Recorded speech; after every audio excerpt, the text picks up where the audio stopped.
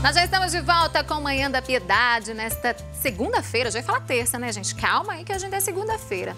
E olha só, agora nós vamos falar sobre os impactos do coronavírus na economia.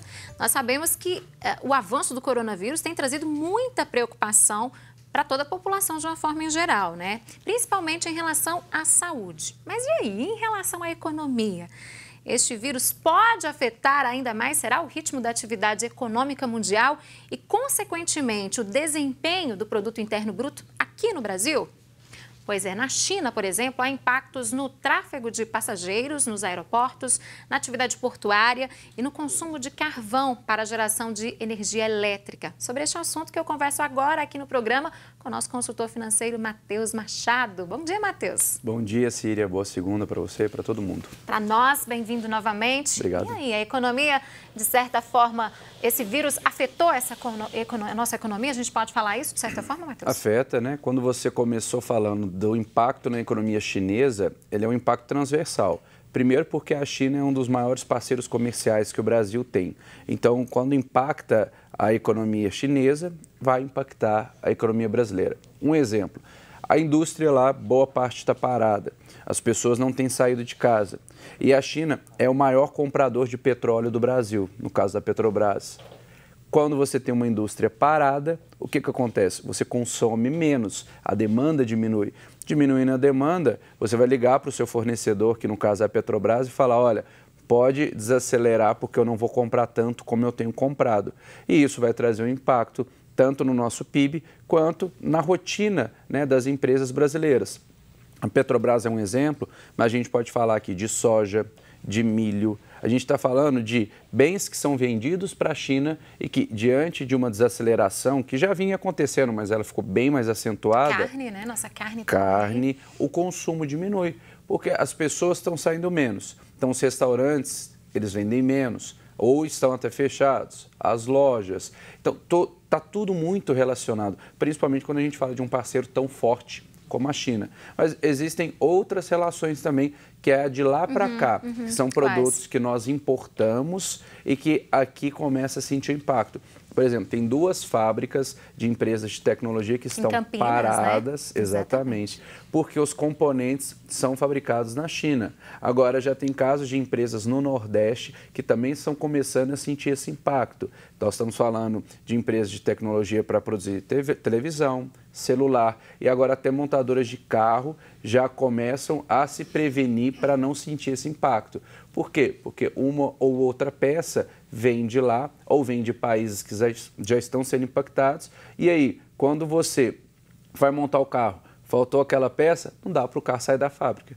Você fala, mas está 98% pronto, mas sem aquelas peças pequenas ali, aqueles componentes. É impossível liberar o produto. Exato, então você tem que trocar o fornecedor, ou você tem que ver, olha, tá bom, eu consigo segurar a produção até abril, mas você consegue retomar a sua produção? Não sei, vai depender se o vírus for desacelerado. Então, assim, essa relação ela é muito forte. Depende muito do que está por vir ainda, do que pode acontecer nos próximos dias e meses, né? Exato. A gente tem visto cientistas aí trabalharem nessa decodificação do vírus, porque em cada país ele se comporta de uma maneira por causa do clima e tudo mais. E então, assim, pode ser que um país descubra uma solução, uma vacina para o momento dele, para o vírus que está ali, rápido. Mas pode ser que o outro não descubra. Pode ser que não se adeque, né, a outro país também. Né? Então, essa questão de clima que você disse. Exato. Economicamente, para o país é muito ruim. Né? O Brasil ele já vinha sofrendo. Aí você vê essa alta do dólar, que também foi impulsionada por causa do coronavírus.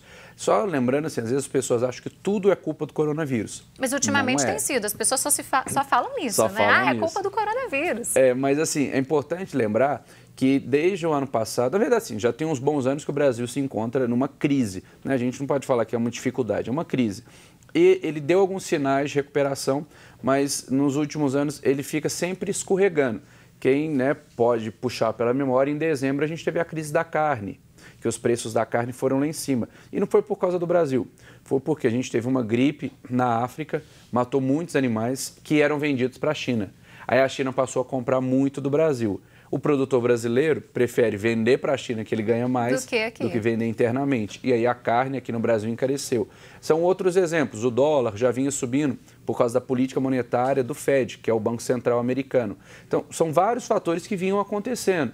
Porque senão a gente pensa assim, quando resolver o coronavírus, tudo vai voltar ao normal ou uma condição ideal. Não é bem assim também. Não vai. E leva um tempo também. Leva um tempo. Para tudo se adequar ali, para equilibrar a economia. Exato. Por exemplo, o dólar estava ali na faixa de 4,10, 4,15, 4. Agora ele está na faixa de 4,50. Então, assim, muito alto, é muito alto. O coronavírus puxou. Agora, o coronavírus saindo não significa que amanhã o dólar vai voltar a 4,10. É o que você disse. Leva um tempo. E isso impacta. Por quê? Porque os produtos que a gente compra, que são importados ou que têm peças importadas, eles encarecem em função do dólar. E o problema é, vai falar para esse vendedor, para esse comerciante, para essa empresa, depois que tudo resolver, que o dólar abaixar, que ele também tem que abaixar o preço do produto. Ele não abaixa. Foi o caso da carne. A carne, ela diminuiu de preço, mas ela não voltou ao patamar antigo. Por quê? Porque aí vem sempre alguém falando, não, o preço já estava defasado, porque infelizmente no Brasil as coisas funcionam de uma forma mais ou menos, todo mundo quer levar vantagem em tudo. E isso prejudica muito a economia.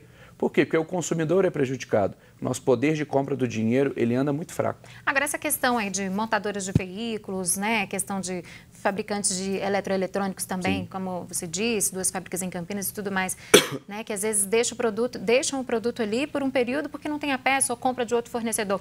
Isso em breve também pode chegar ao consumidor por um preço mais alto? Com certeza. Só a gente está falando de Campinas, mas vamos pensar nos produtos que a gente já compra pronto da China. Vários celulares, por exemplo. Eles são responsáveis pela fabricação de 10% de todos os celulares no mundo. Então, a gente imagina essa fábrica está lá parada, ela está fechada. Então, daqui a pouco a gente vai sentir o impacto. Por quê? Saem milhares, milhões de aparelhos prontos. E muitos vêm para o Brasil, muitos vêm para a América do Sul. Então, além dos componentes, tem um produto pronto. Isso daqui a pouco vai começar a ser sentido. A gente tem visto já uma diminuição do grito, do susto. Agora, os mercados já estão entendendo que é mais um vírus. Já passou a surpresa, né? Já passou aquele susto. Exato, que não é tão letal como os outros vírus que já aconteceram. Ou seja, embora ele tenha se espalhado de forma muito rápida, que esse que foi o grande susto do coronavírus, ele não é tão letal quanto os outros. Então, peraí, então dá para a gente viver de certa forma normal? Dá. O que eles estão aguardando? Parecer científico. A comunidade científica, médica, fala, olha, já temos aqui um caminho, tem um tratamento. Tem uma vacina também, exato, né, que tem vários em testes clínicos. Temos visto o cara isolado lá em São Paulo, se tudo correr bem, daqui a pouco ele se recuperar, até porque ele é na faixa de risco, né? Ele se recuperar, aí isso para a economia tem um impacto muito significativo. Porque às vezes as pessoas falam, o que tem a ver a área financeira, a área econômica, com se o cara vai ou não vai se recuperar? Isso significa que a gente já tem um tratamento, que a gente não precisa se desesperar tanto, então o mercado ele pode acalmar, pode normalizar, porque todas as bolsas caíram, o dólar subiu para todos os lados, né? Então, assim, é importante a gente acompanhar esses sinais e aí a gente começa a entender, opa, é mais normal do que a gente esperava, né? Não é algo tão desesperador assim. Matheus, e para o consumidor? Qual é a dica principal? O que fazer? Porque às vezes o consumidor quer fazer uma compra maior, quer financiar ou quer investir. E aí, esse é um momento de cautela, é um momento de esperar um pouco? Qual que é a sua dica principal? Ótimo você ter tocado em investimentos. A pessoa está muito desesperada. Nossa, caiu a bolsa e tudo. Gente, esse é o melhor momento para compra, não para venda. Para comprar, então, é um bom momento? Para comprar. Tá. Eu, por exemplo, tenho os meus investimentos. Caíram muito. Mas eu tenho uma parte da minha carteira que ela não é atrelada, ela não foi impactada porque ela é mais segura. Então, é por isso que você tem que diversificar. A gente sempre fala aqui, né? E por isso que você não pode desesperar. Eu não vou vender nada nesse momento. Agora, se eu tenho uma boa reserva ainda separada, eu posso pegar aquela reserva e comprar. Por quê? Ativos de mineração caíram de preço. Commodities como soja, trigo, empresas nessa linha caíram de preço. Empresas de tecnologia, turismo, porque as pessoas estão com medo de viajar. Então, as ações de companhias aéreas também caíram. Gente, é um momento lindo para comprar. Porque o preço está lá embaixo. Por quê? Porque isso vai ser resolvido. Daqui a pouco alguém vai descobrir uma solução e nós vamos voltar a ter uma vida normal. E essas empresas vão ser valorizadas novamente. Não precisa de medo, então. Aí a pessoa às vezes está nos assistindo e fala, ah, Matheus, mas eu estou preocupado, estou com medo. Não tem que se falar nesse momento de escassez, de falta de produtos. No máximo, a gente está sentindo uma desaceleração econômica muito mais motivada por fatores externos do que internos. As coisas no Brasil, elas continuam como antes. Nesse ponto da gente falar, a produção é uma ou outra empresa que está sendo impactada. Não precisa de ter um desespero como estava tendo, né? As pessoas, será que eu tenho que... Eu cheguei a ver esse debate, estocar alguma coisa em casa. Exatamente, eu vi muito isso mesmo. Desabastecimento em supermercados, as pessoas ficaram com medo. Mesmo na China, na Itália, onde a gente já tem cidades isoladas, continua tendo fornecimento de alimentos, né? Então, assim, eles não estão isolados, daqui a pouco eles vão morrer de fome. Não, eles têm que tomar muitos mais cuidados. Mas não precisa fazer estoque de comida em casa. Não precisa desesperar que o meu dinheiro lá no banco ele vai ser levado embora, a não ser que surja um movimento que não tem nada a ver com o coronavírus, isso não vai acontecer. Quer investir? Excelente momento. Esse é o momento. Você tem uma reserva, então, agora é a hora. É a hora. Só não invista em qualquer coisa. Invista nas empresas que tiveram essa baixa, que historicamente são boas empresas e que você sabe que daqui a pouco elas vão subir de preço. Porque elas vão. Aí você fala, Matheus, eu não sei quando. Não, também não sei. Mas se daqui a pouco, em abril, a gente já tiver tudo normalizado, em maio elas começam a subir. Se bobear lá em agosto, você já tem uma valorização de 7%, 8% do seu investimento, se não mais. Por quê? Porque foi isso que essas empresas caíram. Tem uma empresa que caiu 15%. Então, assim, vamos pensar dessa forma. Você compra na baixa, vende na alta. Nada de vender agora também, quem já tem investimentos, que tem muita gente também que está desesperada. Aí tem investimentos, está em baixa e quer vender, vai perder dinheiro. Eu tenho um caso de um cliente que a gente está montando a carteira e ele falou, não, agora eu decidi que metade eu vou deixar na poupança porque eu estou com medo do coronavírus. Então, você tem que explicar que as coisas não são assim, né? Na verdade, hoje é o coronavírus, mas há pouco tempo era H1N1, a gente teve outros casos de vírus e o mundo continuou funcionando. Então, você não precisa... Não vai parar também, né, gente? Tem que parar a sua vida. E no caso de financiamentos, Matheus, quem está nesse processo de financiar um bem maior, uma casa, um imóvel ou um veículo, e aí? Não tem impacto, né? Hoje, a linha de crédito interna no Brasil, ela está melhorando, né, em função da diminuição da renda fixa, que está em 4,25. Então, se você está se programando para financiar um imóvel, é muito mais importante você pensar, a empresa em que eu trabalho, ela é impactada pelo coronavírus? Porque se eu trabalho numa empresa que compra componentes de fora ou que de alguma forma ela pode ser afetada por esse movimento, significa que talvez você possa perder o seu emprego.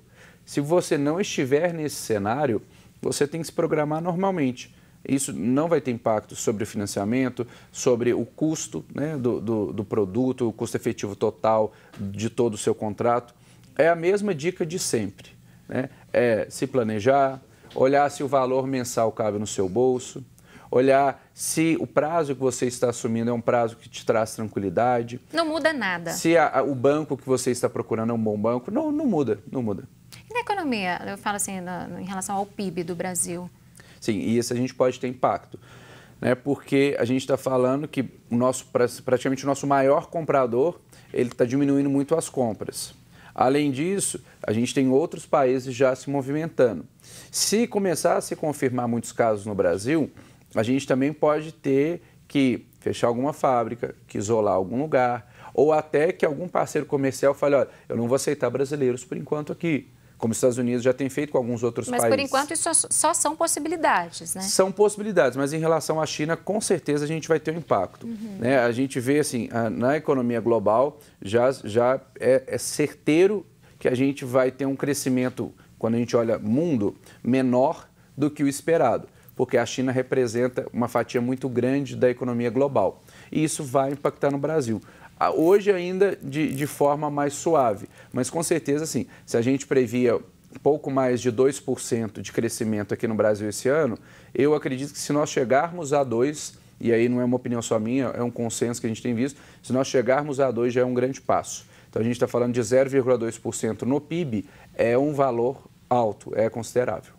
Pois é, tem até um dado aqui que, de acordo com a FMI, o crescimento econômico mundial deve ser reduzido em até 0,1 ponto percentual. Isso é mundial, né? Isso é mundial, então você imagina que são bilhões, né? Se não trilhões aí. Matheus Machado, muito obrigada por ter vindo mais uma vez e até a próxima. Que agradeço, boa semana para você e para todo mundo. Para todos nós.